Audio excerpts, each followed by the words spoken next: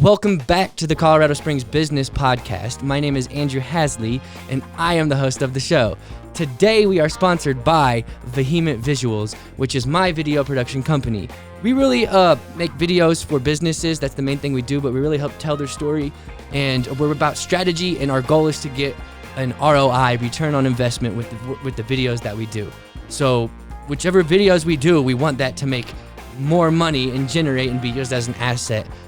That's the goal, and that's Vehement Visuals. And the second sponsor is actually the Colorado Springs Business Podcast. If you'd like me to read a 15-second to a minute-long ad similar to the one you just heard and the one you're hearing right now, then we can make that happen. Reach out to COS Business Podcast at gmail.com to get the info, get the scoop on that.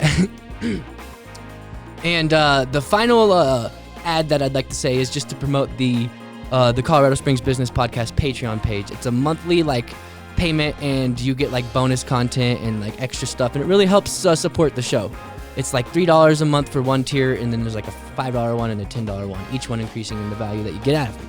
And that's just one way we can help keep this show going. And yeah, so that's all the ads for today. Today I'm going to right now I'm going to introduce the guest. Today we have on Dr. Lauren Penn. So tell us, what do you do in a sentence or two? Well, as you have explained my name and what I do, I'm a chiropractor, but what I really am is I'm an agent of wellness. And what I help people do is help people get out of chronic pain into chronic wellness. Nice. Well, I can't wait to get into that in this episode, and I'm going to roll the intro music.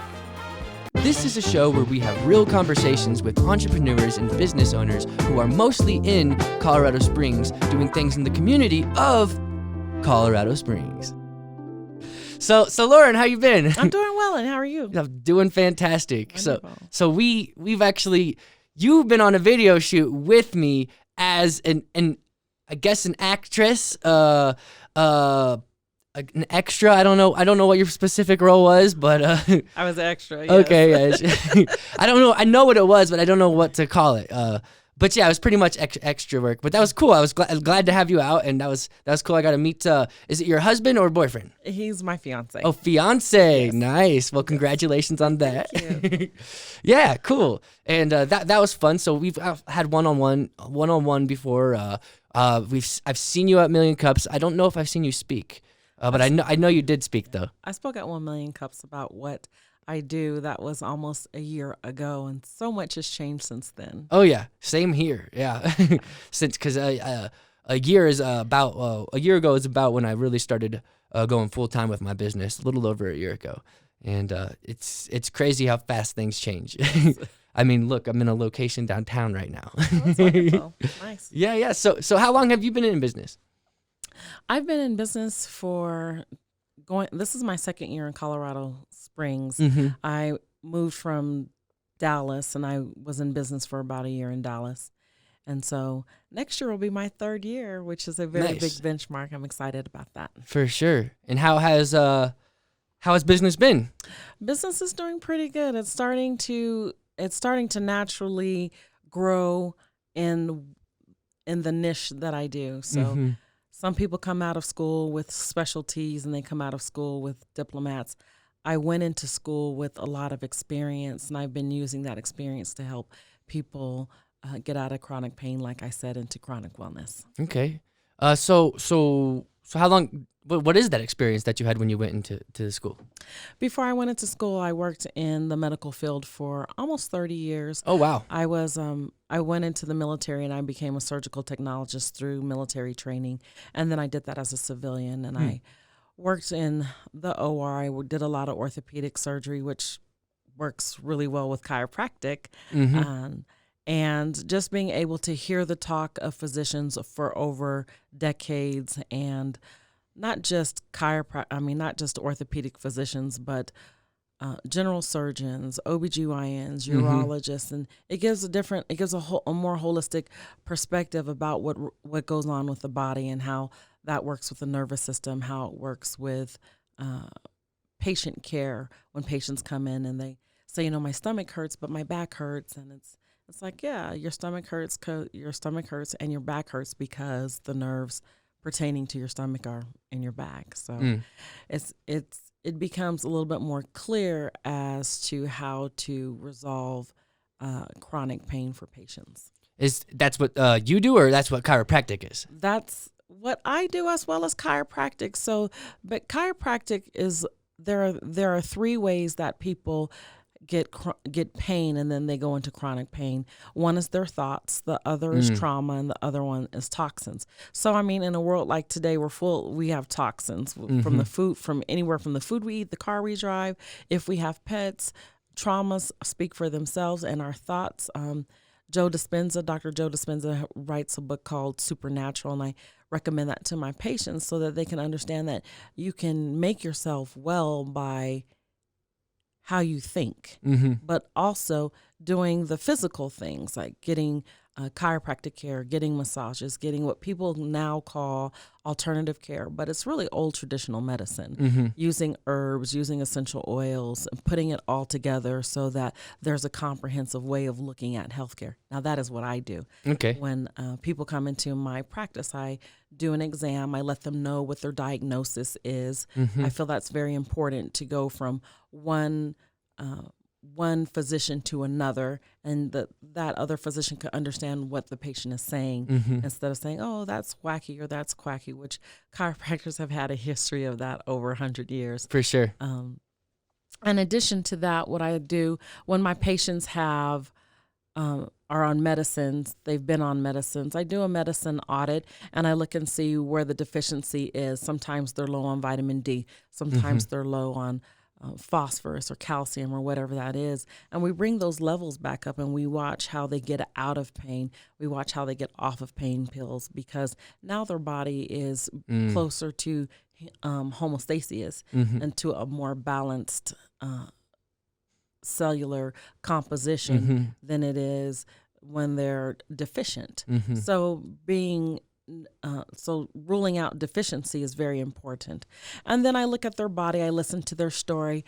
I have asked the universe or the heavens or God or whomever people pray to, or however they have that going, for really challenging patients, because I have, for myself, been in the medical field and been misdiagnosed, and it had gone on for 13 years. And I'm like, I know that's not what's wrong with me. And when I see the patients that come into my office, I hear the same thing. I've been in pain. I've been in pain since I was a kid, or I've been in pain for the last 10 years, or I went to OBGYN and they didn't resolve my problem.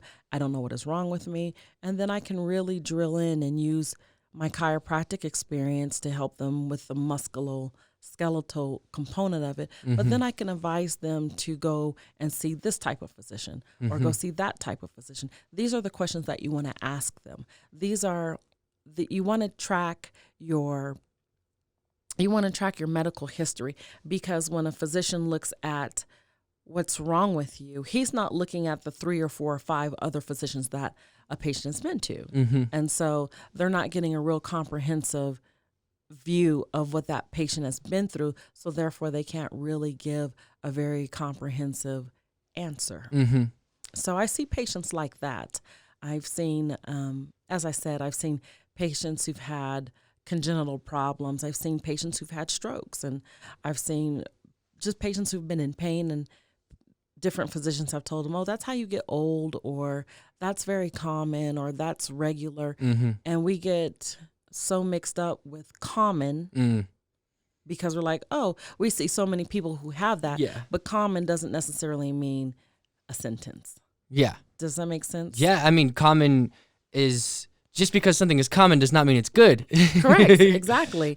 And so sometimes I look at people, I was like, oh, that's not, there's a solution to that. There's an answer to that.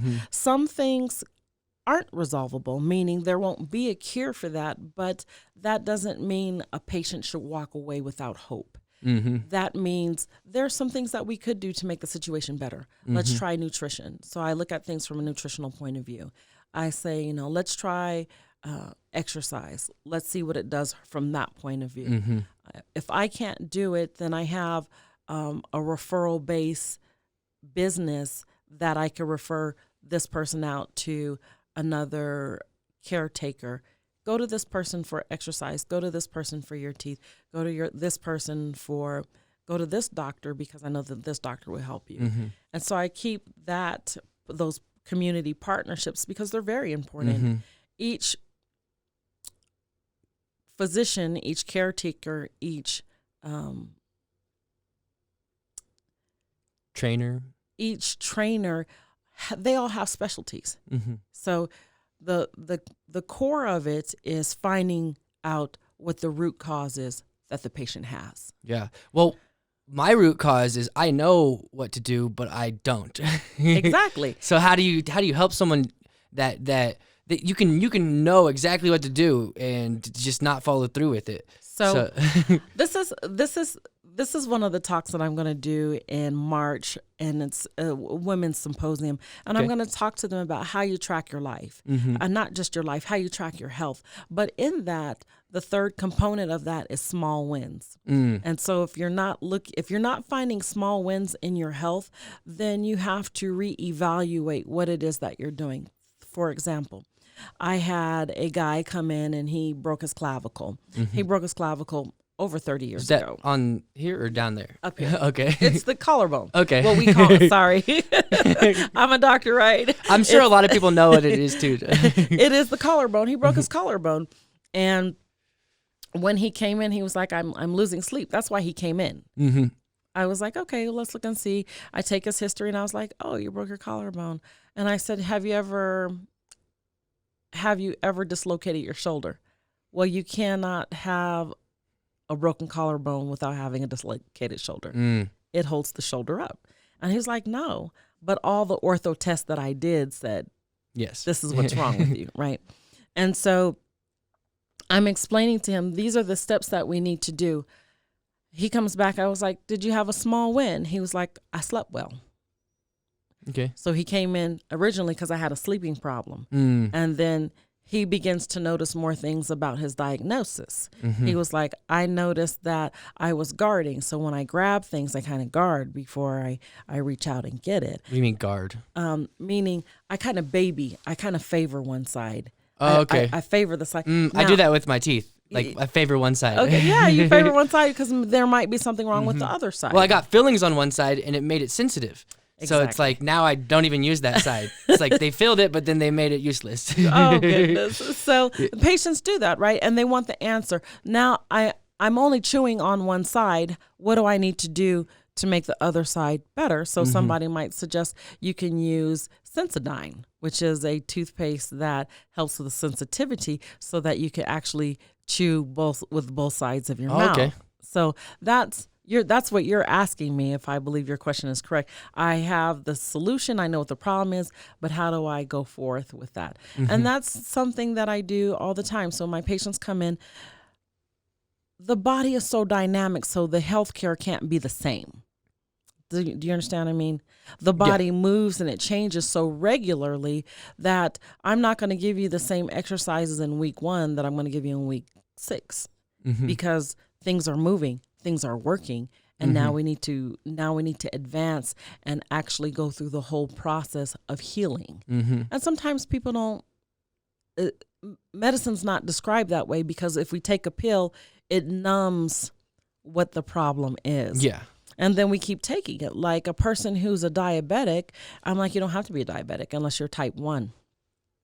If you're type 1, you're born with that, and then you do need consistent care. But even in that consistent care, there are things that you can do to improve your health. And then there are those type 2 diabetics where you don't have to be a diabetic. What is it that you're willing to... You can reverse it is what you're saying? You cannot have it. Not reverse it. You cannot have it. What does that mean? It means that you could have high blood sugars and you could change your diet. So a person, and I have had a patient like this, and I've challenged them, go vegan. If you go a real plant-based diet where you're eating grains and beans and cabbage and you're eating green leafy vegetables and that's what you're eating, and not necessarily chips and ice cream, which could be vegan too if you eat a vegan ice cream, right? In a real healthy composite of food, and it restores your body. It begins to restore your body because your blood sugars begin to come down, and then it begins to heal your body as the organs, and your body begins more functional. So it doesn't need any assistance with the blood sugars. And if you teach people how to eat, and you teach them what to look for, because sometimes people don't know what to look for. If I have a patient, I say, how are your blood sugars this week? And they're like, oh, my blood sugars, they were really good, except for I had this one spike. It was like 300 and something. I'm like, whoa, what happened that day? What did you eat that day? Did you eat one meal that day, or did you eat 4 meals that day? Did you have a lot of sugar that day, or did you have a high sugar lunch? Did you eat any fiber? So they're like, oh, you know what? I didn't have any broccoli. I didn't have an apple. Well, that's good fiber. That would help bring the blood sugars down. And so you begin teaching them how to eat. And when their numbers come down, they don't have to be on the medicine. And it sounds like a simple formula, sounds easy, but simple's not always easy. It takes self-control. It takes discipline. That's the hard part for me. And so you get accountability partner. And sometimes in my practice, if I ask a patient, I was like, hey, I have another patient kind of going through the same thing. Do you mind if I pair you guys together? Exercise is your weakness. And they'll say, oh yeah, exercise is my weakness too. I was like, can I pair you two together? Is that okay? I ask both parties and they say it's okay. Then I pair them together because they could be accountability partners. And that's sometimes what people need initially. When I wasn't a doctor and I worked with a lot of other doctors, I always wondered why residents came out of school fat. Their first few years of their practice, they just got fat. Because they're studying all the time. Exactly. They're studying all the time, trying to get the patients, trying to get the ads. They're a one-man band or one-woman show. And I'm like, goodness. And so now I'm looking at myself falling into that. And I need an accountability partner. I was like, I got to start exercising. How could I tell these other people you need to exercise? And I'm struggling because I'm building a business. That can't be.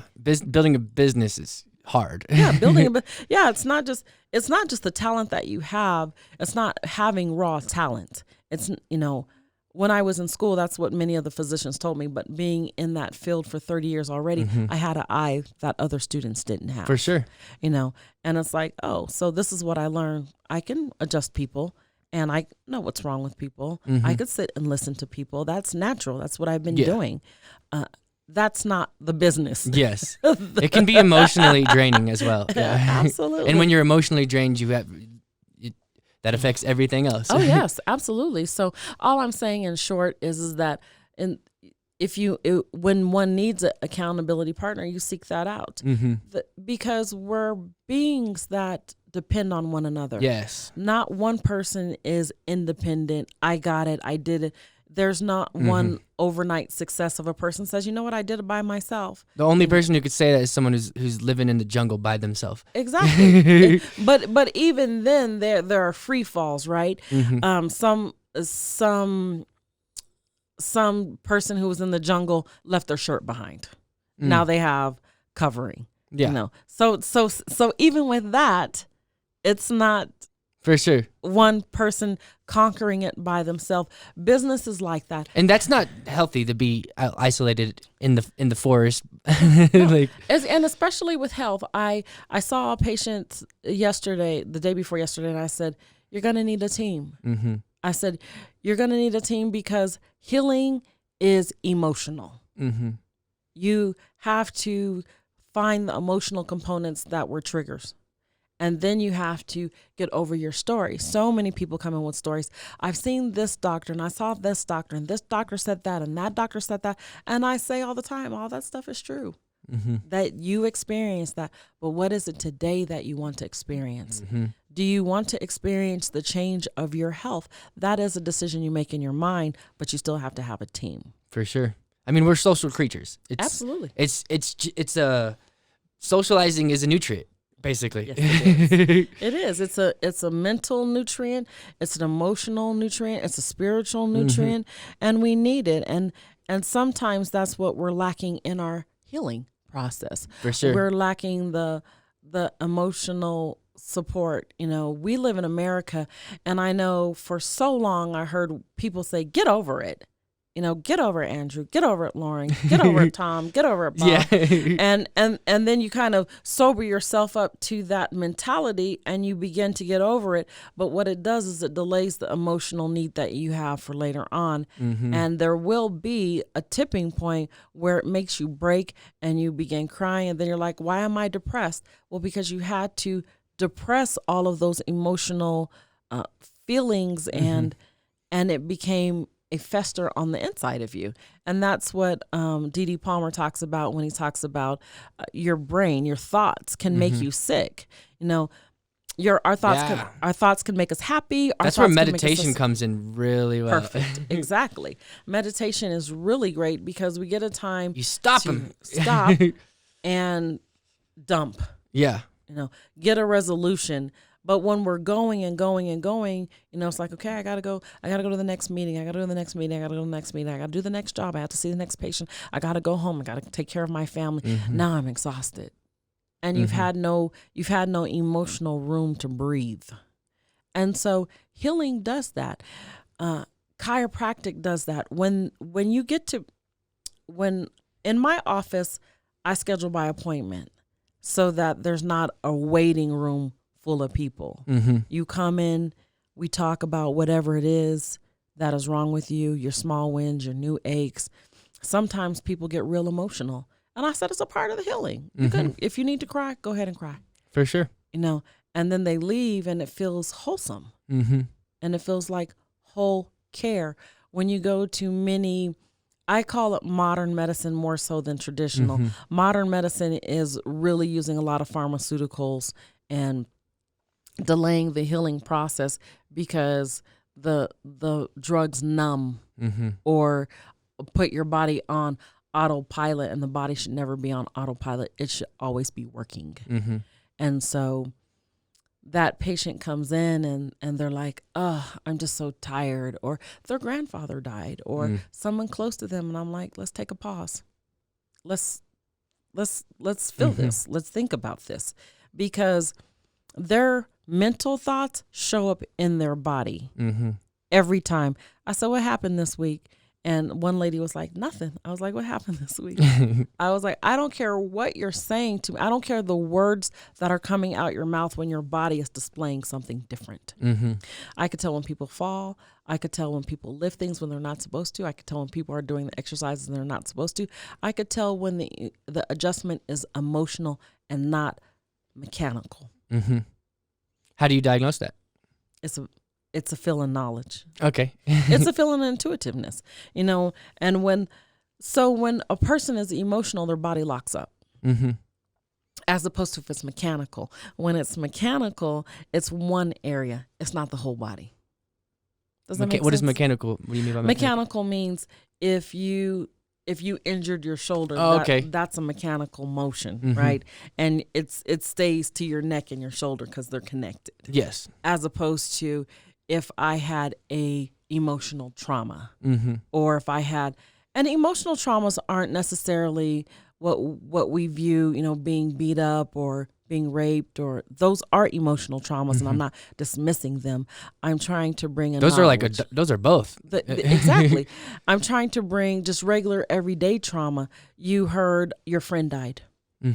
You heard your brother went to jail. You heard that your car broke down. Right? And we don't think of those as traumas, but our mind is racing because we have 80 more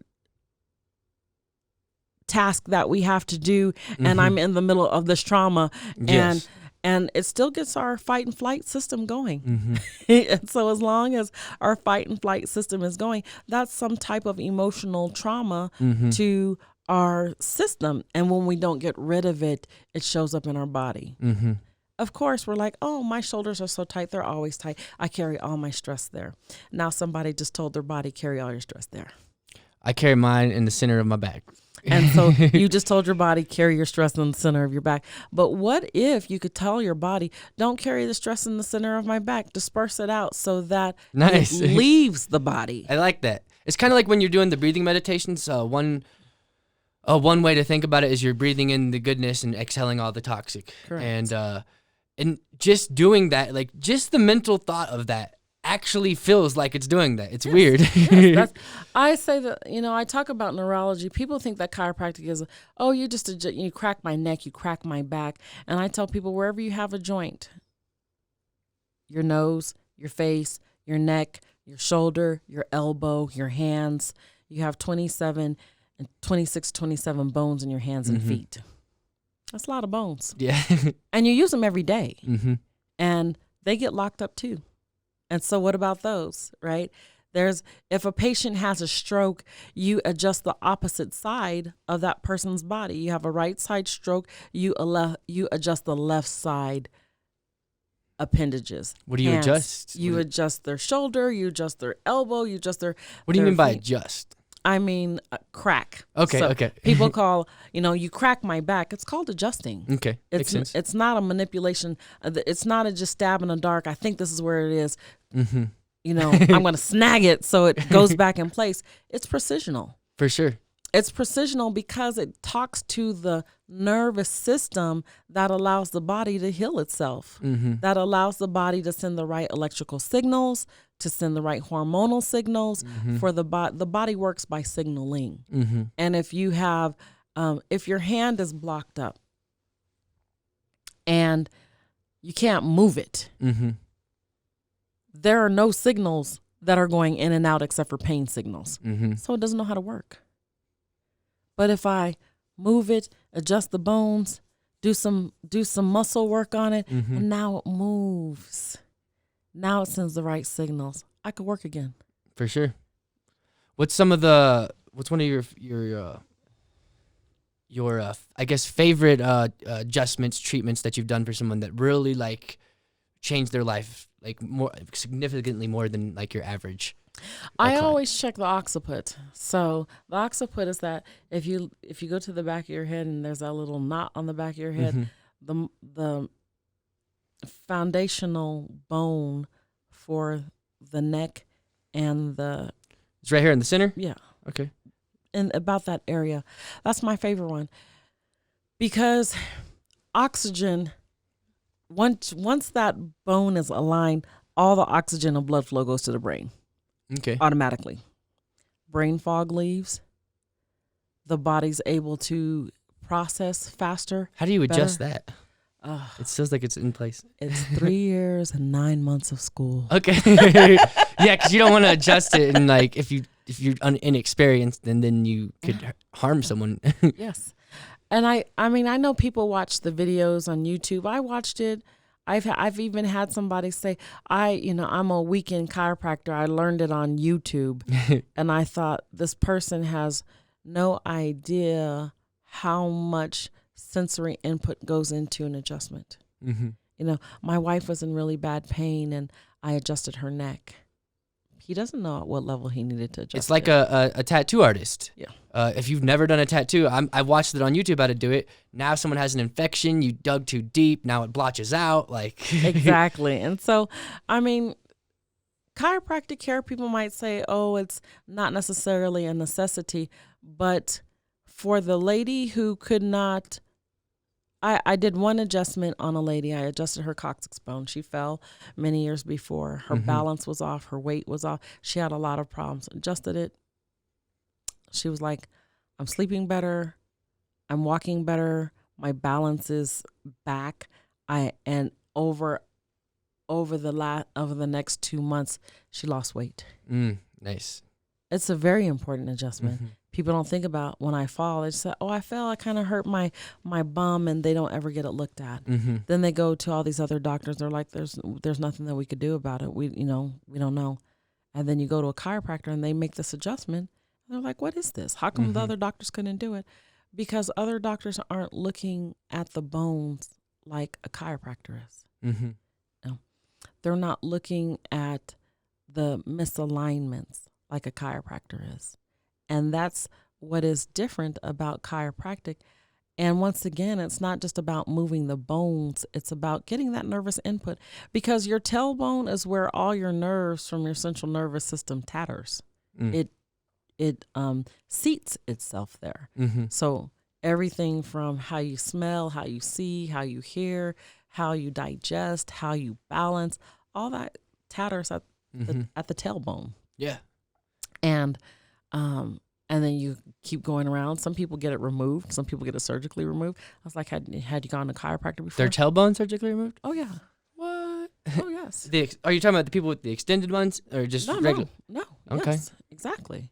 Just my regular old tailbone, just snip it off. I had so much pain that I needed to be alleviated of the pain that I had. Mm-hmm. And so when people are in pain, I gotta hit that. Didn't want to cut you off, but I also didn't want you not having video. when people are in pain, they're looking for answers. Mm-hmm. And we look for answers where it's a common place. I have a PCP. I'm going to go to them. They're going to send me somebody else. They're going to send me to somebody else. They're going to send me to somebody else. You could try chiropractic. A lot of people get to the last minute. Mm-hmm. They get to you're my last hope. They've seen all these other people. And the chiropractor's like, okay, let me adjust you here. I went on a mission shortly after I went to chiropractic school. And when I went as an OR tech. But in the evening, I adjusted all the people who were on this mission, or as many as people as I could. Because a military mission? No. It was, no. Just a church mission? It was. Or just a goal? Just a mission. Okay. It was a personal mission, right? It was Empresad. It was International Empresad. And they go and they help surgically in Guatemala. Okay. And I got you. That kind of mission. And I went, it was wonderful. And I was adjusting people and I was like looking at it, I was like, you have acid reflux. I was like, you have this kind of problem. You have this kind of problem. They're like, how do you know that? All the nerves connect to all those areas. Yes. At the level of wherever it is in their back. Mm-hmm. And they're like, that's incredible. Nobody's ever said that. Nobody's ever helped me with acid reflux. Mm-hmm. Nobody's ever helped me. One of the ladies who became my friend, she was like, I was actually going to go to a neurologist and get neck surgery because the pain was so bad. And I was like, let me adjust you. Click, click, click, click, click. Nice. And she was like, the numbness in my hand is gone. I never told anybody I had numbness in my hand. Oh, wow. And so I'm like, those types of things, people are looking for answers outside of a pill. Yeah. And there is, and medicine is changing because people don't want to be on pills. And I'm seeing that more and more. I don't want to be on pain pills. I don't want to be on this medicine. What is it that I can do? And I'm like, you can do these types of things. You can eat this kind of food. Socrates said, I think, let food be thy medicine. Not Socrates? No, not Socrates. Okay. Hippocratic says that. Yeah. And he says, let thy food be thy healer. And Benjamin Franklin talks about in the future, the doctor of the future will not have to poke, prod, use pain pills. They'll be able to heal people naturally. And that's not verbatim what he says, but that is what he says in general. He would drink a beer every morning. But there's but just one beer, there's the same stuff that's in kombucha. What's the probiotics? Name? Probiotics, yes. Probiotics, prebiotics. If it's a hops beer, it helps with inflammation. There's just so many things that we can do before we ever take a pill, and modern medicine has it so backwards. We go to our PCP, they give us pills, but pills and surgery are palliative. They're the last things. Private care physician? Yeah, private care physician. Sorry. Those are the last things that we're supposed to be doing. We're supposed to be doing surgery very, very last. Yes. We're supposed to be doing medicine maybe before surgery. But before then, you're supposed to look at the person. I was explaining to my fiance, I said, traditional medicine is when the doctors would use herbs. They would actually ask you, Andrew, how you doing? Yeah. When did this begin? What did it feel like? What did you eat? Did you use the bathroom? How much water did you drink? Have you ever had this before?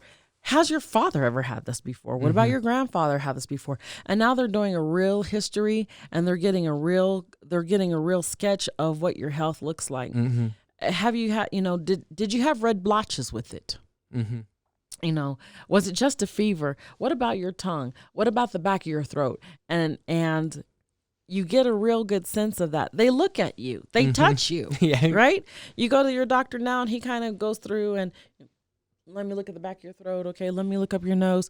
And that's They treat you just like you're just a paycheck, I guess. Yeah. And that's how modern medicine is. Yeah. Where when you get into people call it holistic care, I'm looking at all your body. I was like, let me look at your feet.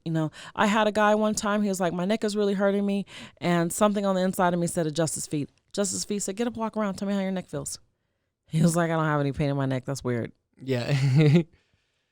It's not weird, it's science. Yeah. And not enough people understand science to know how chiropractic works. Even chiropractors. For sure. Like you have to understand the science. If you understand that there is a tissue at the bottom of your foot that connects to the back of your head, you can understand that when I move that tissue on your foot, it'll alleviate the pain in your neck. Why do people think that chiropractic is fake? Why do you get that sometimes? I get that because I believe that not enough chiropractors know how to explain chiropractic. They say, I'll lump myself in there because I'm a chiropractor. We say things like, oh, it's the nervous system. You have like a pinched nerve, and they begin to give allegories of what that looks like instead of saying you have inflammation in that area. At C7, as your cervical neck, you have inflammation there. And when you have inflammation there, it makes your body misaligned. And when your body is misaligned, it affects the nervous system. And when it affects the nervous system, it affects the signaling system, which sounds more scientific. For sure. As opposed to say, well, no, you have a bone on the nerve. If you have a bone on the nerve, there have been a lot of layers that have been really disintegrated, if you will. But it's a lot of inflammation. When you sleep on your hand, it stops the blood flow. It applies pressure because your head is too heavy for your hand, and it stops the blood flow, but it stops the nervous flow. That's something simple that one can say. Does that make sense? I've been sleeping with a neck pillow the last week. How you like it? It's been amazing. I haven't really had neck pain because I found out the way that I sleep, I'm always like sleeping wrong or something, and that neck pillow makes it impossible. Yeah, it makes it stable, right? Yeah. Impossible for you to sleep wrong. And so those types of things, it's a little elephant too. I love elephants, the smartest animals on the planet. Nice. I think that we just don't know how to describe it well enough, and we don't know the science of it, and sometimes people don't want to hear the science of it. And how can chiropractors tell people like they've seen it, they witnessed it, and people still don't believe them? Like what is up with that? It's uncommon. Okay. It's not popular, right? It's more popular. It's more popular to see an ad for medicine every time you watch TV or you go to the movies or you're listening to the radio or you're listening to a podcast, for those who get those kind of backing up. And they're like, I have that. I have that. I'm having trouble peeing. I explained to a young lady the other day, I said, were you ever in a car accident? She was like 20 years ago. I said, did you have menstrual cramps before the car accident or after the car accident? She said after the car accident. I said, the seatbelt compressed your lower pelvic area. Your uterus is down there. Your ovaries are down there. You could see how you could have menstrual pain. How come the body didn't heal itself for her? It did. She still had it 20 years later, though. She did. The body healed itself to compensate the pain. Oh, okay. Do you understand what I'm saying? It was like, you're hurting. We need to fix the pain. And the body just does what it can, what it knows best to do. That is how well-oiled machine the body is. It will heal the pain now, today, but it doesn't mean you won't feel it 30 years later or 20 years later, because scar tissue has built there and immobilization has built there and inflammation has remained there. So how do you help her? Well, I helped her by adjusting. Women are different than men, and I always tell people, women are different than men. When men get in car accidents, they usually have back pain. When women get in car accidents, they usually have hip pain, but the hip pain causes the back pain, so nobody looks at their hips. So I began looking at her hips, and there's so many components to the pelvic girdle.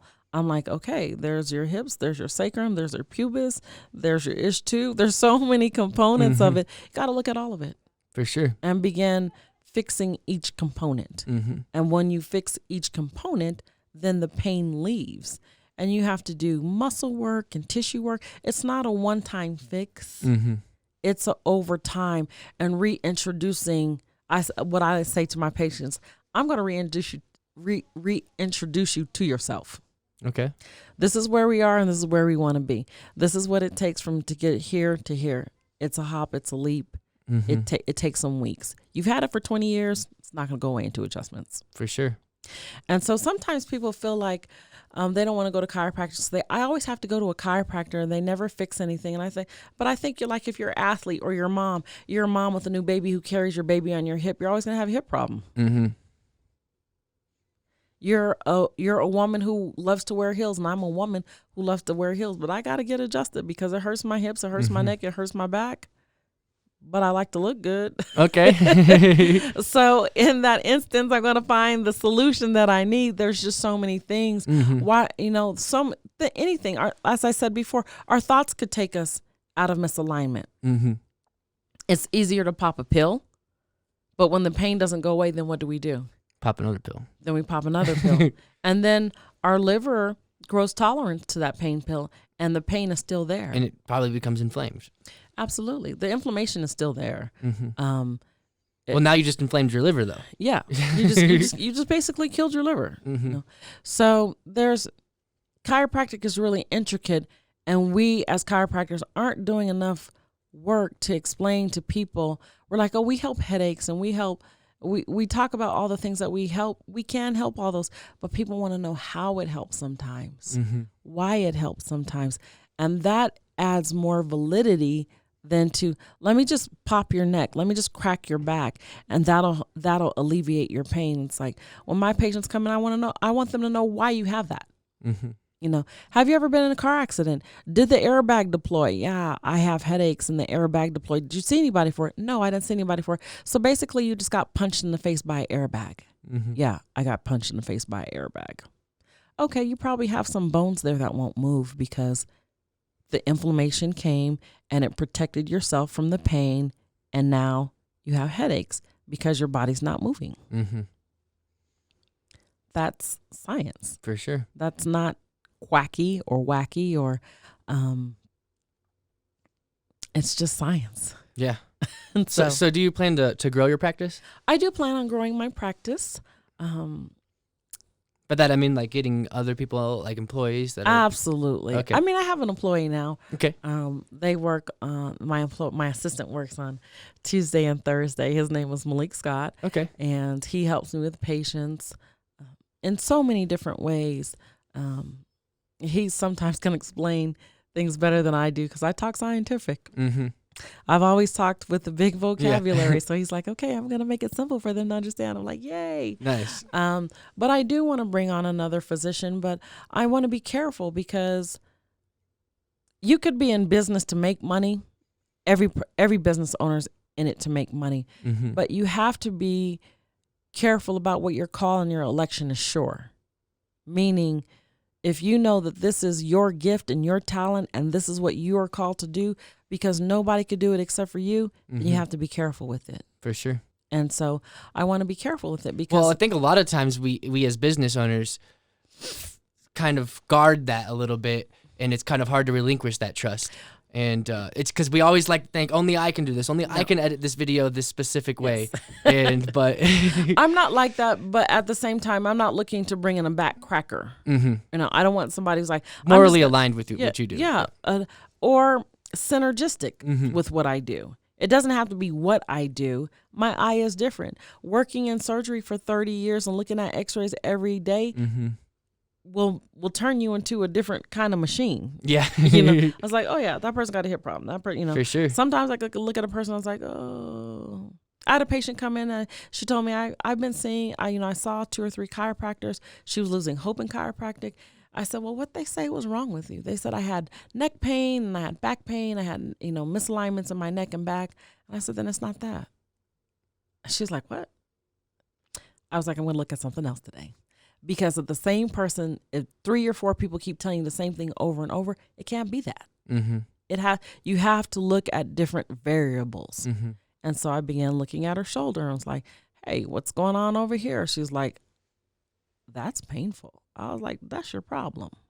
And she was like, nobody's ever said that. Oh, okay. So I'm not looking for somebody who's just going to crack the neck and crack the back. I want somebody who's going to be able to problem solve. Mm-hmm. Be able to think differently than the other 3 people who, yeah. Exactly. And chiropractic is about really solving problems. In what I do, and I'm not talking about any other different specialties. Gonstead is a specialty of its own. Upper cervical is a specialty of its own. Biomechanical, biophysical chiropractic is a specialty of their own. I'm not talking about those. They do something specific. I take the talent that I have and the intuitive that I have, and I apply it to how to care for my patients. Mm-hmm. Now, somebody might come along and they might have something that is similar or synergistic, and I welcome that because I feel like as many as views as we can get to heal people without putting them on medicine, without doing anything invasive, is worth its weight in gold. For sure. So I want to expand in that capacity. I'd like a massage therapist in my office. Nice. Because that would be really great for my patients. And I do muscle work in my office specifically to specific areas of movement. Mm-hmm. So movement is something that I focus on. Okay. Because if you can't move, then there's an element there. For sure. There's something wrong keeping that patient from moving. So I focus on movement. So I'm like, get them to walk around, move that. Let me see how that works. Okay. And they're like, oh, that didn't hurt before, or that feels weird. I'm like, okay, let's fix that. We fix that one area, but the body's connected. So it can't just be click, click, click, click. Okay, see you next week. Mm-hmm. It has to be, okay, let's check your shoulder girdle. Okay, let's check your clavicle. Let's check the anterior parts, or let's check the posterior parts, the front parts and the back parts, so that we can get a really good understanding of what's happening with your body. All right, so we'll probably start wrapping up. Is there anything specific that you'd like to promote today? Yes, I would like to promote that. The monitor's off, but okay. it's gone. Yes, I like to promote that I am a public speaker. I do talk about wellness. I talk about tracking, journaling, and looking for the small wins in your life. Mm-hmm. I'm a inspirational speaker. I inspire women. I inspire all people, but I inspire women to go for the impossible dream, like many motivational speakers do. I have my own story that I share with people about how I got to be a chiropractor. I didn't wake up and like, oh, I'm going to be a chiropractor. Some people went to chiropractic school, said my mom was one, my sister was one, and it's a family business, and that didn't happen to me. So I do talks about how to track your life, not just your health. Mm-hmm. I would like to also talk about I am accepting new patients right now. Nice. My office is located at 3595 East Fountain Boulevard, 80909. Nice. Yes. All right. So if you guys enjoyed this conversation and want to get adjusted, maybe you have a pain, maybe something like that, and you're like, Dr. Lauren Penn, go reach out to her. Go reach out to her. Thank you. Yeah. No problem. This has been an amazing time talking with you right now. And I'm going to, I guess we'll see you guys on the next episode. Okay. And all right. Thank you.